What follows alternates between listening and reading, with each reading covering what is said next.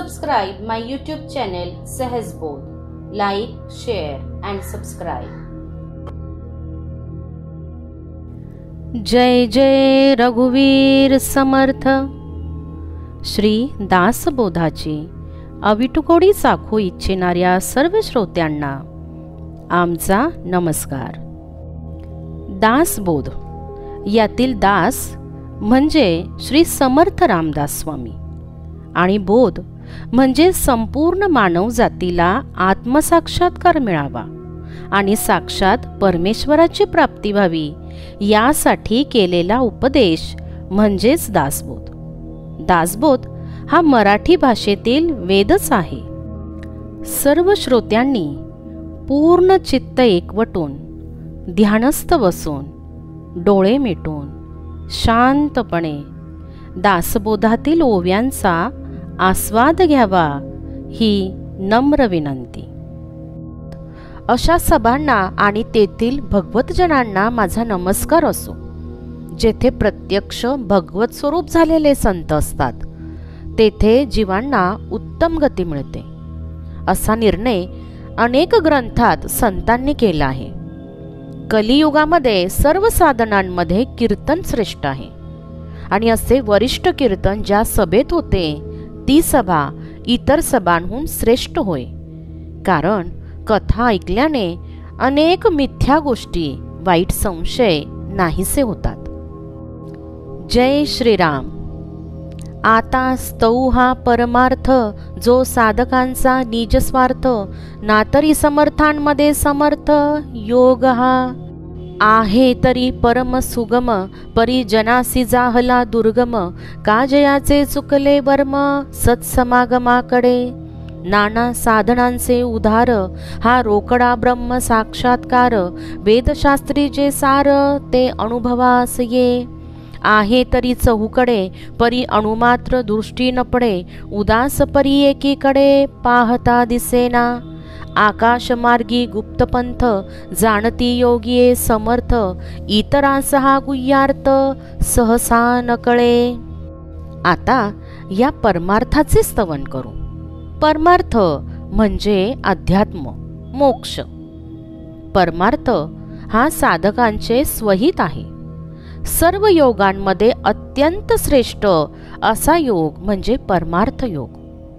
तसे पाहिले तर परमार्थ अत्यंत सुलभ आहे.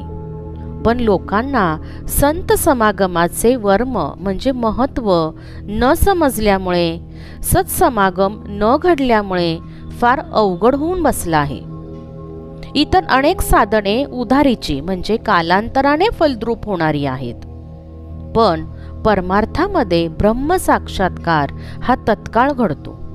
वेद आणि शास्त्र यात जे सार म्हणजे आत्मज्ञानाचे रहस्य सांगितले आहे ते प्रत्यक्ष अनुभवास येते. परब्रह्म तर चहूकडे आहे पण ते लेश मात्रही चर्मचक्षूंना दिसत नाही.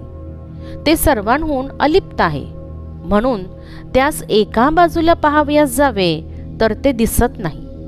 ते सर्वात अलिप्तपणाने असून एकदेशीपणाने पाहिल्यास कुठेच दिसत नाही. परमार्थ म्हणजे आकाश मार्गातील एक गुप्त पंथ आहे. परम सूक्ष्म अशा आकाश तत्वातून विवेकाने अहंभावरहित होऊन पैलपार जाण्याचा मार्ग आहे. परमश्रेष्ठ योग्यांना हा मार्ग माहीत असतो. इतरांना हे रहस्य सहसा उमगतच नाही. साराचेही निजसार अखंड अक्षय अपार नेऊ न सकती तस्कर काही केल्या तयास नाही राजभय अथवा नाही अग्निभय अथवा स्वापद भय बोलोच नये. परब्रह्म ते हालवेना अथवा ठावही चुकेना काळांतरीही चळेना जेथीचा तेथे ऐसे ते निज ठेवणे कदापि पालटून येणे अथवा नवे आदिक उणे बहुता काळे अथवा ते घसपटेना अथवा अदृश्य होईना ना तरी पाहता दिसेना गुरुअंजने विन. परमार्थ तत्व हे सारातले सार उत्तमातले उत्तम आहे. ते अखंड अक्षय आणि अपार आहे. चोरांनी काही केले तरी त्यांना ते नेता यावयाचे नाही. त्याला राजाचे, अग्नीचे किंवा श्वापदांचे मुळीच भय नाही. या भयाचे नाव सुद्धा त्याच्या पुढे ठरू शकणार नाही. परब्रह्माला जागेवरून उचलून नेता येत नाही किंवा ते आपली जागाही सोडत नाही. कितीही काळ लोटला तरी ते चळत नाही, ढळत नाही. ते अचळ आणि अढळच राहते. असा तो प्रत्येकाचा निजठेवा आहे. तो कधीही पालटावयाचा नाही किंवा अनंत काळ गेला तरी त्यांच्यात कमी जास्त व्हावयाचे नाही. किंवा तो झिजत नाही, अदृश्य होत नाही. तथापि गुरु कृपेचे अंजन डोळ्यात पडल्या वाचून तो चांगल्या डोळसांनाही दिसत नाही. मागा योगिये समर्थ त्यांचाही निजस्वार्थ, यासी बोलिजे परमार्थ परमगुह्य म्हणोनी. जेही शोधून पाहिला त्यासी अर्थ सापडला, येरा असोणी अलभ्य जाहला जन्मोजन्मी. अपूर्वता या परमार्थाची, वार्ता नाही जन्म मृत्यूची, आणि पदवी सायुज्यतेची सन्निधची लाभे.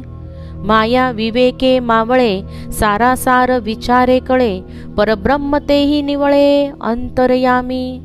ब्रह्म भासले उदंड, ब्रह्मी बुडाले ब्रह्मांड, पंचभूतांचे थोतांड तुच्छ वाटे. पूर्वी सामर्थ्यवंत योगी होऊन गेले. त्यांच्याही जीवाचे जे साध्य किंवा ध्येय त्यालाच परमगुह्य म्हणून परमार्थ असे म्हणतात.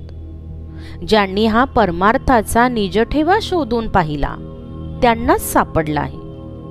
इतरांना जवळ असून जन्मोजन्मी दुर्लभ झाला आहे. या परमार्थाची अपूर्वता काय सांगावी. त्याचा लाभ झाला असता जन्म मृत्यूचे नावही ऐकू यावयाचे नाही. जन्म मृत्यूची यातायात चुकेल असा हा परमार्थ आहे. आणि सायुज्यपद आपले आपल्याशीच सापडते, आपल्या जवळच सापडते. विवेकाच्या योगाने मायेचे निरसन होते. सारासार विचार कळू लागतो आणि परब्रह्मही अंतःकरणात स्पष्ट दिसू लागते. ब्रह्म उदंड म्हणजे जिकडे तिकडे दिसू लागतो आणि त्या ब्रह्मभासात सर्व ब्रह्मांड बुडून जाते. पंचमहाभूतांचे बंड तुच्छ वाटू लागते. प्रपंच वाटे लटिका, माया वाटे लापणिका, शुद्ध आत्मा विवेका अंतरियाला. ब्रह्मस्थित बाणता अंतरी, संदेह गेला ब्रह्मांडा बाहेरी, दृश्याची जुनी जर्जरी कुईट जाहली. ऐसा हा परमार्थ जो करी त्याचा निजस्वार्थ, आता या समर्थास समर्थ किती म्हणोनी म्हणावे. या परमार्था करिता ब्रह्मादिकांसी विश्रामता, योगी पावती तन्मयता परब्रह्मी. परमार्थ सकळास विसावा, सिद्ध साधू महानुभावा, सेखी सात्विक जडजीवा सत्संगे करुणी. परमार्थ जन्माचे सार्थक, परमार्थ संसारी तारक, परमार्थ दाखवी परलोक धार्मिकासी. परमार्थ करू लागल्यावर आपणास प्रपंच खोटा वाटतो, माया काल्पनिक किंवा मिथ्या वाटते आणि विवेकामुळे शुद्ध आत्मा अंतःकरणात प्रगट होतो. याप्रमाणे ब्रह्मस्थिती अंगात बांधली म्हणजे सर्व संशय ब्रह्मांडाबाहेर निघून जातात. दृश्य सृष्टीची जुनी जीर्ण झालेली गोदडी विटून नाहीशी होते. असा हा परमार्थ जो करील त्याला साधणारा आहे. अशा या समर्थ अध्यात्माला समर्थ म्हणून किती वेळा म्हणावे. या परमार्थामुळे ब्रह्मादिकांना विश्रांती मिळते आणि योगी ब्रह्मस्वरूपाच्या ठिकाणी तन्मय होतात. परमार्थ हा सिद्ध साधू आत्मे या सर्वांचे विश्रांतीस्थान आहे. हा शेवटी जड म्हणजे अज्ञानी परंतु सात्विक जीवांना सत्संगतीच्या योगाने मिळणारा एक विसावा आहे. परमार्थ तापसांसी थार, परमार्थ साधकांसी आधार, परमार्थ दाखवी पार भवसागराचा. परमार्थी तो राज्यधारी, परमार्थ नाही तो भिकारी, या परमार्थाची सरी कोणास द्यावी. अनंत जन्मीचे पुण्य जोडे तरीच परमार्थ घडे, मुख्य परमात्मा तुडे अनुभवासी। जेने परमात्म बोळखिला तेने जन्म सार्थक केला, येर तो पापी जन्मला कुलक्षया कारणे। परमार्थ हे जन्माचे सार्थक आहे। परमार्थच संसारातून तारणारा आहे आणि धार्मिकांना परलोक दाखविणारा आहे। तपस्व्यांचा आणि साधकांचा आधार असा हा परमार्थ भवसमुद्राचा पैलतीर जीवाला दाखवितो। परमार्थ ज्याला साध्य झाला तोच खरा राजा होय। ज्याला हा परमार्थ साधला नाही तो भिकारी होय। या परमार्थाची योग्यता कोणास येणार आहे? अनंत जन्माचे पुण्य पदरी असेल तरच हा परमार्थ घडतो। मुख्यतः परमात्म तत्वच अनुभवाला येते।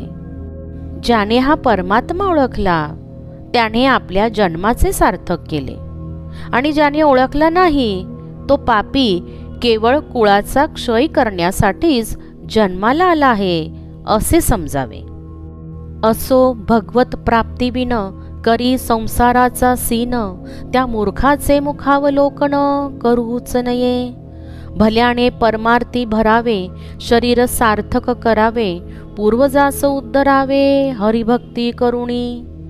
इति श्री दासबोधे गुरुशिष्य संवादे परमार्थस्तवन नाम समास नवम संपूर्ण। असो भगवंताची प्राप्ती करून न घेता जो केवळ संसाराच्याच खटाटोपात जन्म घालवितो त्या मूर्खाचे तोंडही पाहू नये। तात्पर्य, शहाणा असेल त्याने परमार्थाला लागावे, शरीर सार्थकी लावावे आणि भगवत जनाने पूर्वजांचा उद्धार करावा। येथे समास 9 समाप्त झाला आहे। यापुढील व्हिडिओत आपण दशक 1 आणि समास 10 पाहणार आहोत। जय जय रघुवीर समर्थ।